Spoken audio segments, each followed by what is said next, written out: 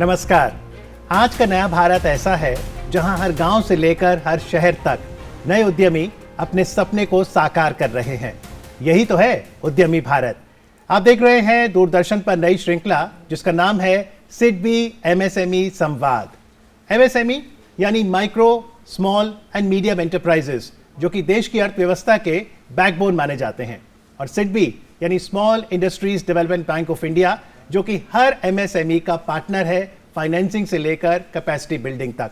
इस विशेष श्रृंखला में हम फोकस करेंगे बिजनेस की जागरूकता और जज्बे के बारे में। यह एक खास मंच रहेगा जहां पर एमएसएमईज के जो सॉल्यूशंस हैं, चैलेंजेस हैं, सक्सेस स्टोरीज हैं, आपके साथ शेयर करेंगे। हर 15 दिनों में इस श्रृंखला के अंतर्गत जब एपिसोड्स आप तक पहुंचेंगे तो उसमें हम एमएसएमई से जुड़े विभिन्न पहलुओं को उजागर करेंगे और साथ ही आपके सवालों को भी शामिल करेंगे। तो आइए शुरू करते हैं आज का सफर। जब भी आप कोई बिजनेस शुरू करना चाहते हैं तो आपके जहन में बहुत से सवाल आते हैं कि बिजनेस को रजिस्टर कैसे करें, बिजनेस का लीगल स्ट्रक्चर क्या होगा। आज इसी विषय पर बातचीत के लिए दूरदर्शन स्टूडियोज में स्वागत कीजिए चार्टर्ड अकाउंटेंट अतुल चावला का। नमस्कार अतुल जी। नमस्कार जी। आप एमएसएमई मामलों के विशेषज्ञ हैं। तो अतुल जी, ये बताइए कि आज मान लो मेरी किराने की दुकान है या मैं गैराज से काम कर रहा हूँ, कंप्यूटर से कोई बिजनेस शुरू करता हूँ, क्या ये सभी एमएसएमई के दायरे में आते हैं? देखिए, आज की डेट में हर बिज़नेस जो है, जो भी हम किसी भी लेवल से शुरू करते हैं, वो एमएसएमई के कहीं ना कहीं उस दायरे में हम कवर करते हैं। तो आपको देखना है कि आप अपने जो भी आप बिज़नेस शुरू करते हैं उसका क्या लीगल स्ट्रक्चर बनाते हैं और उसको प्रॉपर रजिस्टर भी कराइए ताकि आप गवर्नमेंट के बेनिफिट्स का लाभ उठा सकें।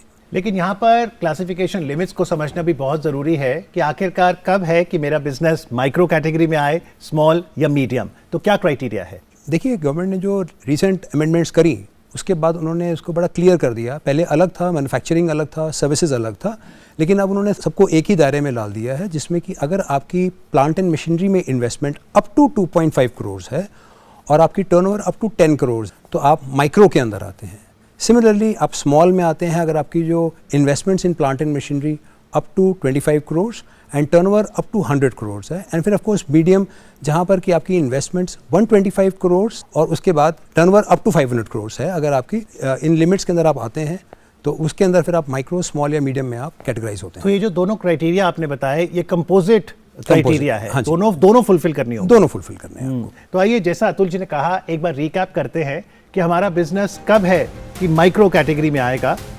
तो क्लासिफिकेशन, माइक्रो की क्लासिफिकेशन लिमिट्स हैं: investment in plant and machinery और equipment up to 2.5 crore rupees, annual turnover up to 10 crore rupees. Small classification के लिए investment up to 25 crore rupees, annual turnover up to 100 crore rupees. और मीडियम कैटेगरी के लिए investment in plant machinery और equipment up to 125 crore rupees और annual turnover up to 500 crore rupees. और ये दोनों लिमिट मैन्युफैक्चरिंग और सर्विसेज सेक्टर के लिए हैं। तो ये जो आपने बताई क्लासिफिकेशन, ये 1 अप्रैल 2025 से रिवाइज हुई है। चलिए, अतुल जी ने हमें ये तो समझा दिया कि आखिरकार मैं कैसे जानूं कि मेरा बिजनेस एमएसएमई किस कैटेगरी में आता है। लेकिन जैसा उन्होंने लीगल स्ट्रक्चर की बात की थी, तो जब मैंने नया बिजनेस शुरू किया है, मुझे उसका एक स्ट्रक्चर चुनना है। कई ऑप्शंस होती हैं। सोल प्रोप्राइटरशिप से शुरू करते हैं। क्या है सोल प्रोप्राइटरशिप? देखिए, अगर आपने आज अपना पहला कदम रखा है बिजनेस की दुनिया में, आप एक किराने की दुकान करते हैं, चाहे आपका गराज है, वर्कशॉप है, कुछ भी है, या एक आप सॉफ्टवेयर का भी आप बिजनेस शुरू करते हैं, तो आप ऑफकोर्स सबसे ईजीएस्ट अप्रोच को लेके चलते हैं, जिसमें कि प्रोप्राइटरशिप एक अप्रोच आती है, जिसके अंदर आपको बहुत ज़्यादा रजिस्ट्रेशन करानी नहीं पड़ती हैं। बेसिकली उसमें आप अपने आप को शॉप एक्ट में रजिस्टर करा सकते हैं, या उद्यम जो रजिस्ट्रेशन आप अभी हम बात करेंगे उसमें आप रजिस्टर करा सकते हैं। यदि आपकी टर्नओवर बियॉन्ड 20 लाख जाती है तो आपको जीएसटी नंबर लेना पड़ता है। तो इन रजिस्ट्रेशंस के थ्रू के माध्यम से आपका करंट अकाउंट खुलता है, और जब हमारा करंट अकाउंट खुलता है फर्म के नाम का, तो सोचिए आपका श्री गणेश हो गया। यानी सोल प्रोप्राइटरशिप में मैं बिजनेस का इकलौता मालिक हूँ जी। लेकिन अगर मैं कहता हूँ मैं अतुल जी के साथ अब एक बिजनेस करूंगा, पार्टनरशिप, फिर सपोज एक सॉफ्टवेयर डेवलपर हैं, सपोज रजत, उन्होंने अपना जब बिजनेस शुरू किया, एज अ प्रोप्राइटरी बिजनेस शुरू किया, बट अब उनका थोड़ा काम बढ़ा, he needs more people, more team, एक पार्टनर चाहिए, ट्रस्टेड पार्टनर हो, उनके लिए लॉन्ग टर्म हेल्पफुल हो। तो फिर उन्होंने अपने आप को एक पार्टनरशिप में कन्वर्ट किया। कन्वर्ट करना बहुत आसान है, हालांकि आपके पैन नंबर डिफरेंट हो जाते हैं, लेकिन आपको एक टीम बड़ी करने के लिए आपको 2 लोग ज़रूरी हैं, 1 से भले 2 हम अक्सर मानते हैं।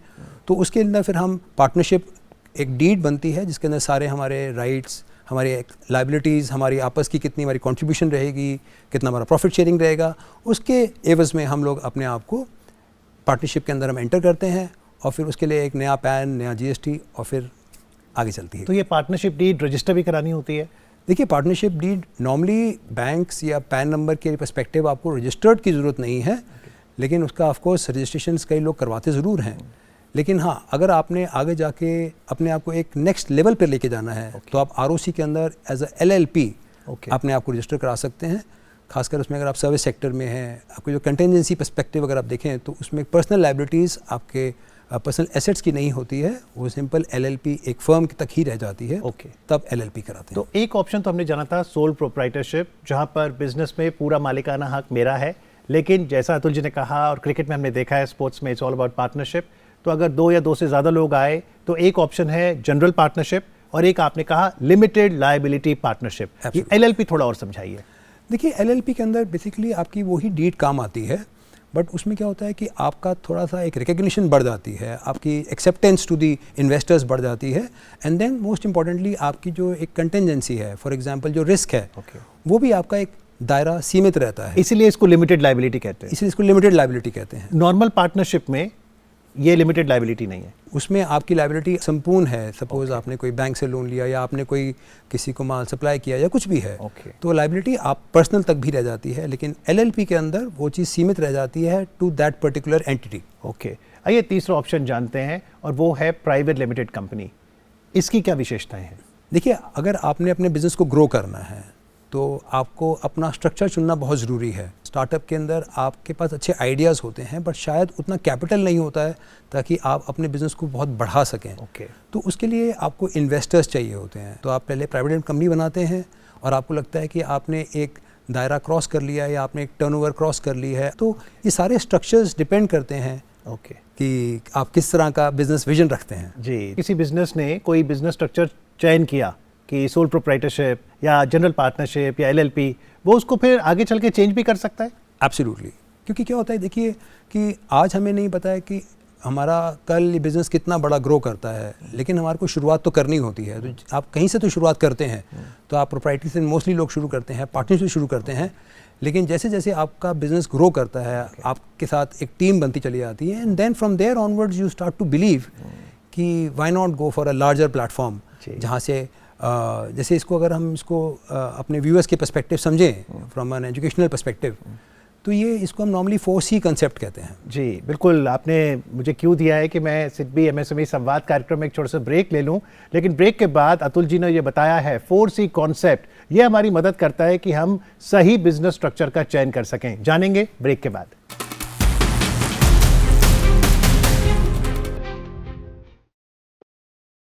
भविष्य उन्हीं का है जो सपनों में विश्वास करते हैं, और एक साथ बुने हुए लाखों सपनों से बनती है हमारे भारत की कहानी। हर सपने को संजोने के लिए सिडबी ने संसद के एक एक्ट के जरिए 1990 में अपना सफर शुरू किया, और आज इस बीज को सींचने में पारितंत्र की सहायता करता है सिडबी, सपनों का उत्सव।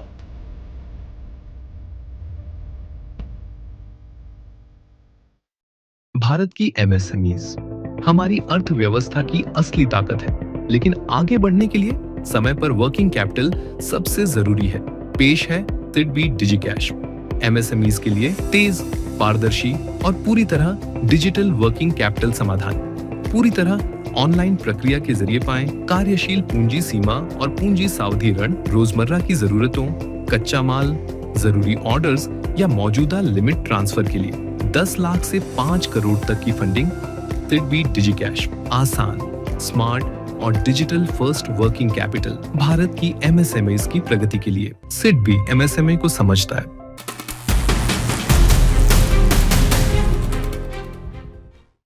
आप देख रहे हैं सिडबी MSME संवाद। आज हम बातचीत कर रहे हैं उद्यमिता के सफर की। यहाँ स्टूडियोज में हमारे साथ हैं chartered accountant Atul Chawla.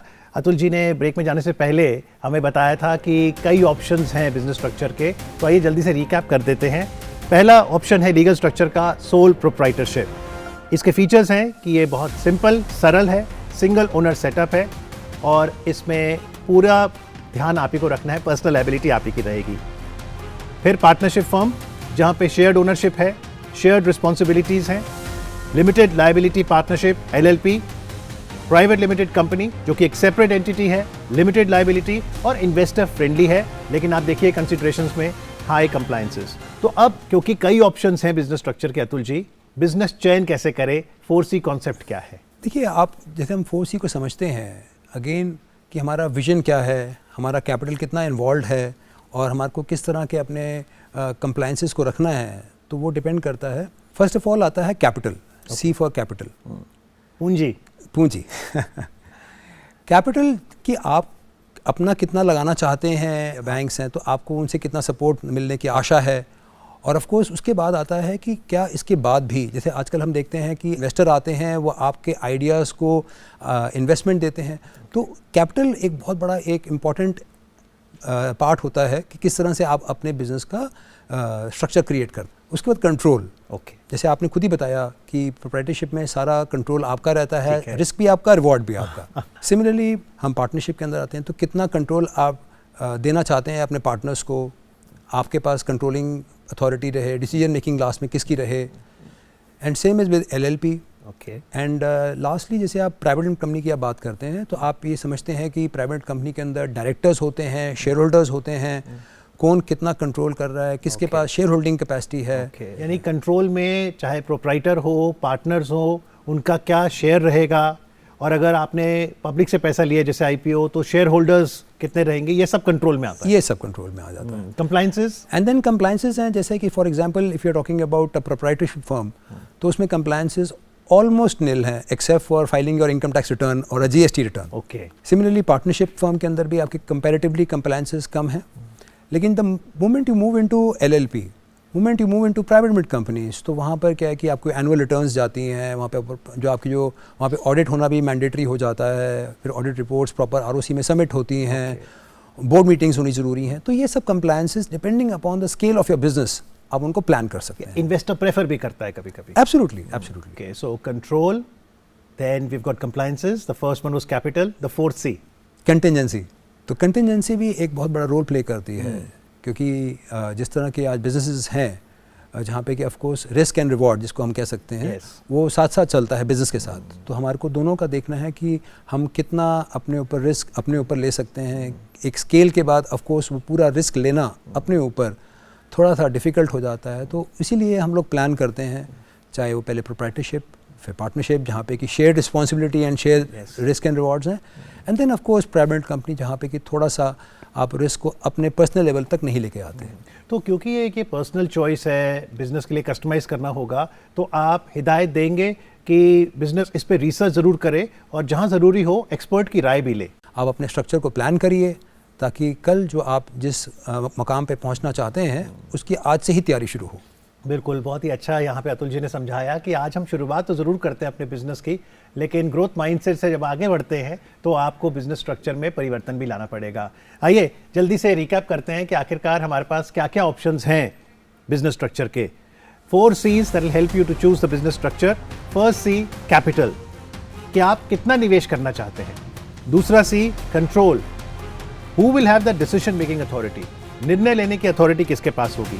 Compliances, कितना पेपर वर्क, कितनी डॉक्यूमेंटेशन आप मैनेज करना चाहते हैं। और चौथा C, कंटिजेंसी, यानी आपके बिजनेस की रिस्क बेयरिंग कैपेसिटी और रिटर्न्स क्या चाहते हैं उस पर निर्भर करेगा। चलिए वक्त हो चला है आपको अब एक रियल केस स्टडी दिखाने का। ये कहानी है श्री गणेश फ्रोजन फूड्स की। त्रिपुरा भारत के उत्तर पूर्व का हरा भरा, शांत और खूबसूरत राज्य। यहाँ जिंदगी भले ही आसान ना हो, पर सपनों की उड़ान कभी नहीं रुकती। जहाँ रास्ते सकरे हैं, वहाँ इरादे बड़े बड़े हैं, और ऐसे ही इरादों ने जन्म दिया एक नई कहानी को। एक ऐसे उद्यम की कहानी जिसने आइडिया से लेकर एक सफल बिजनेस बनने तक का सफर तय किया। हर MSME की तरह यह सफर भी शुरू हुआ एक छोटे से आइडिया से, लेकिन आइडिया को बिजनेस में बदलना आसान नहीं होता। Documentation, compliance, planning, execution, challenges. पगडंडी भले लंबी हो, पर दिशा सही हो तो मंजिल पास आ जाती है। Shri Ganesh frozen foods private limited की यह कहानी इसी यात्रा की दास्तान है, जहां एक उद्यमी ने फॉर्मलाइजेशन, प्रोसेसेस और स्ट्रक्चर्ड अप्रोच को अपनी सबसे बड़ी ताकत बनाया। नमस्कार, मैं Amit Goyal, director Shri Ganesh frozen foods private limited. जब हमने कंपनी शुरू करने का सोचा था, हमारे पास एक आइडिया था, लेकिन आइडिया को सफल बिजनेस मॉडल में बदलने के लिए ज़रूरी था वैल्यू चेन को समझना। हमने demand, market behaviour, raw material availability, labour cost और एंटायर सप्लाई चेन पर गहराई से स्टडी की। जब क्लैरिटी मिली तब हमने पहला बड़ा कदम उठाया, बिजनेस को प्रॉपरली सेटअप करने का। शुरुआत से ही एक विजन साफ था, बड़ा सोचना है और बड़ा बनना है, और बड़ा बनने का रास्ता जाता है फॉर्मलाइजेशन से। कंपनी स्ट्रक्चर चुना गया और साथ ही शुरू हुई एक नई यात्रा। Pan, GST, FSSAI, bank account और कई जरूरी दस्तावेजों की। चूंकि कंपनी का स्वरूप चुना, इसे आरओसी अर्थात रजिस्ट्रार ऑफ कंपनीज में पंजीयन कराना। शुरुआत में पेपर वर्क चुनौती बनकर आया, पर धीरे धीरे सब व्यवस्थित हुआ और बिजनेस ने रफ्तार पकड़नी शुरू की। जैसे जैसे कंपनी बढ़ी, हमने प्रोडक्ट डाइवर्सिफिकेशन की तरफ कदम बढ़ाए। फ्रोजन वेजिटेबल्स के साथ साथ प्रोसेस्ड पाइनएप्पल और जैक फ्रूट को ऐड किया। बेस्ट रॉ मटेरियल की तलाश हमें त्रिपुरा ले आई, जहां ऑर्गेनिक पाइनएप्पल और नेटिव फ्रूट्स ने हमें अपने प्रोडक्ट लाइन को एक्सपेंड करने का भरोसा दिया। हाँ, त्रिपुरा ने अवसर दिए, लेकिन ये रास्ता चुनौतियों से भी भरा था। संकरी सड़कें, ट्रांसपोर्टेशन मुद्दे, स्किल्ड लेबर की कमी, मशीन अवेलेबिलिटी, हर कदम पर मुश्किलें थीं। लेकिन उद्यमिता तो वही है, जहां चुनौतियां हों वहां मौके देखे जाएं, और श्री गणेश फ्रोजन फूड्स ने यही किया। जब फैक्ट्री सेटअप शुरू हुआ तो फंडिंग की ज़रूरत पड़ी। हमने पहले ही सभी रजिस्ट्रेशंस और डॉक्यूमेंटेशंस कर रखे थे, इसलिए बैंक से फंड लेना मुश्किल नहीं रहा। मशीन्स आई, प्लांट सेट हुआ और हमारा विजन धीरे धीरे रियलिटी में बदलने लगा। इस जर्नी ने हमें एक बड़ी लर्निंग दी। डॉक्यूमेंटेशन सिर्फ कागज़ नहीं होते, ये बिजनेस को क्लैरिटी, डायरेक्शन और स्पीड देते हैं। प्लानिंग स्ट्रांग हो, एग्जीक्यूशन डिसिप्लिन हो तो मंजूरी, लाइसेंसिंग और funding all fall in line. इस बिजनेस जर्नी में धीरे धीरे एक बैलेंस बन गया। Shri Ganesh frozen foods private limited ने समझा कितना कैपिटल चाहिए ताकि प्लांट और ऑपरेशन सही तरह चलें, कितना कंट्रोल अपने हाथ में रहे ताकि सही वक्त पर डिसीजन लिए जा सकें, कितना कंप्लायंस बिजनेस संभाल सकता है ताकि क्वालिटी और क्रेडिबिलिटी बनी रहे, और कंटिजेंसीज का प्रावधान यानी बिजनेस के उतार चढ़ाव को ध्यान में रखकर तैयारी की ये clarity Shri Ganesh frozen foods के आगे के हर डिसीजन का आधार बनी। सही दिशा में उठाए गए कदमों ने इस यूनिट को एक छोटे लोकल सेटअप से उठाकर एक ऑर्गेनाइज्ड, स्ट्रक्चर्ड और सस्टेनेबल एमएसएमई बना दिया। लोकल एम्प्लॉयमेंट बढ़ा, डिस्ट्रीब्यूटर्स का भरोसा जीता और यूनिट बड़े सप्लाई चेन नेटवर्क का हिस्सा बनती चली गई। फॉर्मलाइजेशन और स्ट्रक्चर्ड प्रोसेसेस ने साबित कर दिया कि छोटे कस्बे में शुरू हुआ उद्यम भी देश भर में पहचान बना सकता है। हर चैलेंज ने हमें मजबूत बनाया। Structured planning, disciplined operation and thoughtful decision ही हमारी सफलता की कुंजी रहे। यही उद्यमिता का असली सार है। ये सिर्फ फूड प्रोसेसिंग बिजनेस की कहानी नहीं, ये है एक एमएसएमई के विकसित होने की प्रेरणादायक कहानी, जहां सपनों को स्ट्रक्चर मिला, प्रोसेसेस को महत्व मिला और हार्डवर्क को मिला सस्टेनेबल ग्रोथ का रास्ता। प्रॉपर प्लानिंग और स्ट्रक्चर्ड अप्रोच, यही एलिमेंट्स आज Shri Ganesh frozen foods private limited को एक सक्सेसफुल, सस्टेनेबल और इंस्पायरिंग एमएसएमई बनाते हैं। श्री गणेश फ्रोजन फूड्स की कहानी ने दर्शाया कि अगर इरादा मजबूत हो और सही सहायता मिल जाए तो देश के किसी भी कोने में एक नया इंडस्ट्रियल चैप्टर लिखा जा सकता है। हमारे साथ चार्टर्ड अकाउंटेंट अतुल चावला जी हैं। Atul ji, what an inspirational journey. Absolutely. और देखिए, इस प्रोग्राम के माध्यम से यही हम लोग अपने जितने व्यूअर्स हैं उनको यही एक नॉलेज देना चाहते हैं कि अगर आपके पास बिज़नेस के आइडियाज़ अच्छे हैं तो अगर आप एक रजिस्ट्रेशन प्रॉपर करा लेते हैं, स्ट्रक्चर में लीगल आ जाते हैं, कंप्लायंसेस पूरी रखते हैं, तो आज इस तरह की ऊंचाई पाना एक हर क्षेत्र में, हर गांव के अंदर भी सक्षम है। भारत में तो एमएसएमईज को भारत की अर्थव्यवस्था की रीढ़ की हड्डी माना जाता है, जो 27 करोड़ से ज़्यादा लोगों को रोजगार प्रदान करती हैं और भारत के एक्सपोर्ट्स की बात करें तो लगभग आधा हिस्सा तैयार करती हैं। कैसे देखते हैं आप एमएसएमई की भूमिका भारत की अर्थव्यवस्था में? देखिए, जैसे आपने खुद ही बताया कि आज 27 करोड़ लोगों को जो एक एम्प्लॉयमेंट मिल रही है, वो और नॉट जस्ट दैट, आप देखिए जितने भी एक लार्ज बिजनेस हाउसेज भी हैं उनको एंसिलरी इंडस्ट्री जो सपोर्ट कर रही है वो बेसिकली MSME तो हैं। जितनी एंसिलरी है, चाहे वो ऑटोमोबाइल हो, चाहे वो सर्विस सेक्टर हो, चाहे वो कोई भी सेक्टर हो फॉर दैट मैटर, स्टील हो, एल्यूमिनियम हो, इन सभी के अंदर, या हॉस्पिटल्स हैं फॉर दैट मैटर, तो यहाँ पे एम्प्लॉयमेंट जनरेशन के साथ साथ जो एंसिलरी इंडस्ट्री है, जो छोटे उद्योग हैं वो सब पनप रहे हैं, क्योंकि हमारी लार्ज इंडस्ट्री को कहीं ना कहीं MSME की बहुत ज़रूरत भी है, सपोर्ट भी है, और गवर्नमेंट भी शायद इसीलिए ज़्यादा बहुत उजागर है अपनी स्कीम्स के माध्यम से, चाहे वो फाइनेंसिंग स्कीम्स है या और सब्सिडीज़ हैं। यदि आप अपने बिजनेस को आगे बढ़ाना चाहते हैं तो बहुत ज़रूरी है कि आप रजिस्ट्रेशन प्रोसेस को समझें। आपके जहन में सवाल आता होगा कि कौन से डॉक्यूमेंट्स चाहिए, क्या कंप्लाइंसेस होंगी, ये हम पूछेंगे अतुल जी से एक ब्रेक के बाद।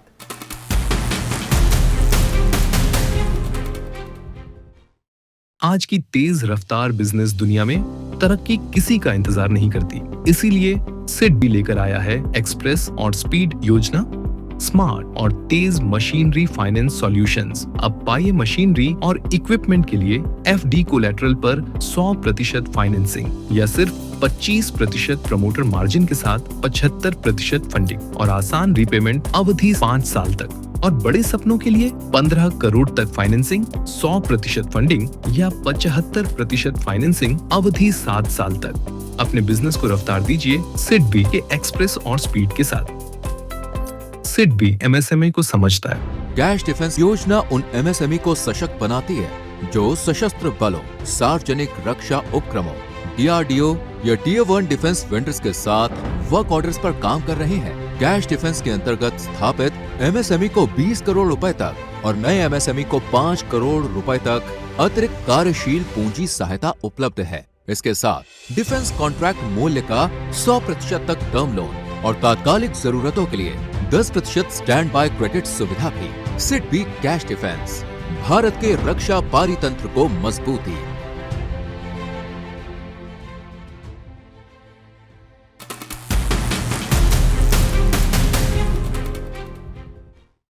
आप देख रहे हैं सिडबी MSME संवाद कार्यक्रम।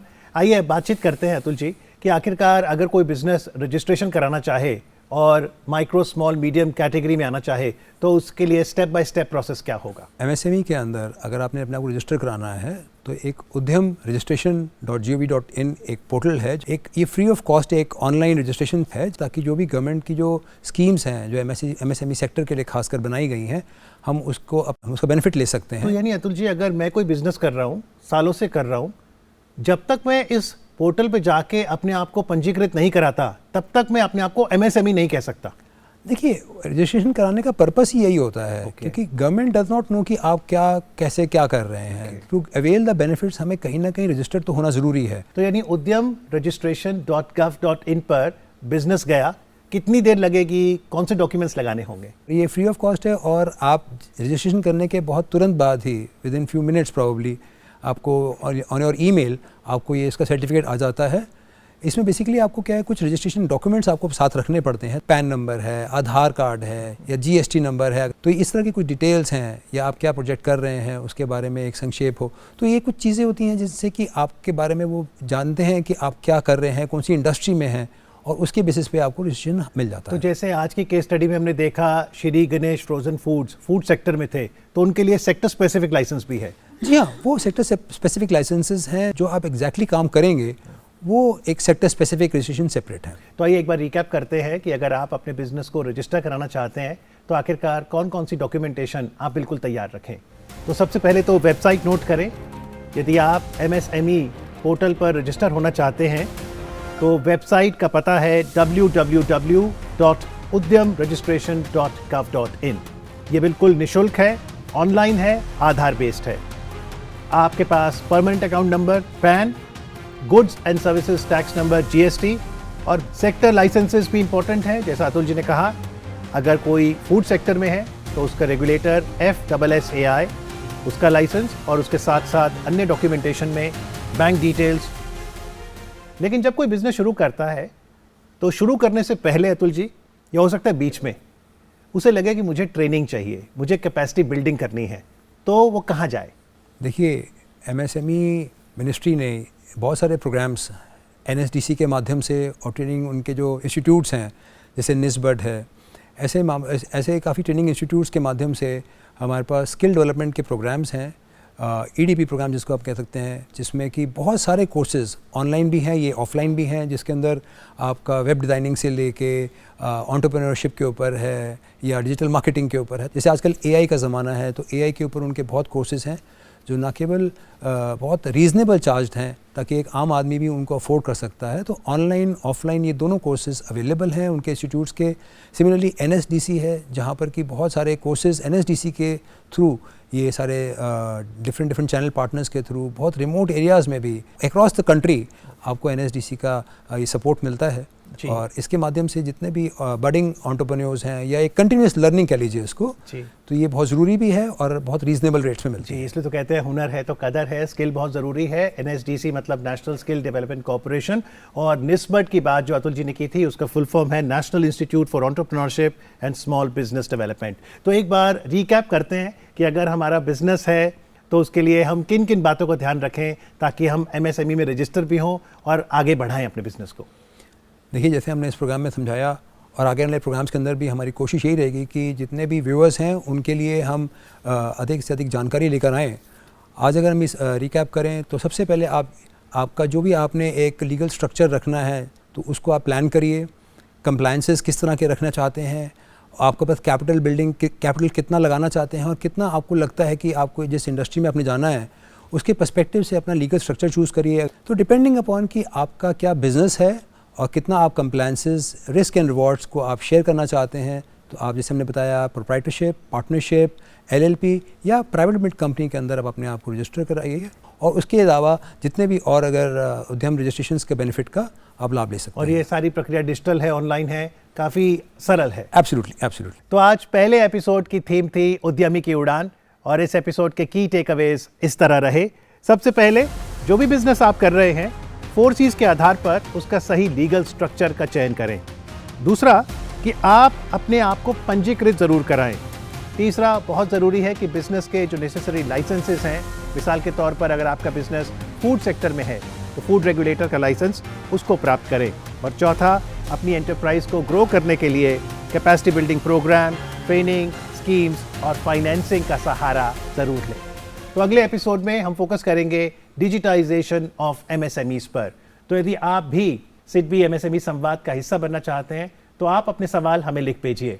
हमारे ईमेल का पता नोट करें, संवाद@sidbi.in। आज के अंक में बस इतना ही। नमस्कार।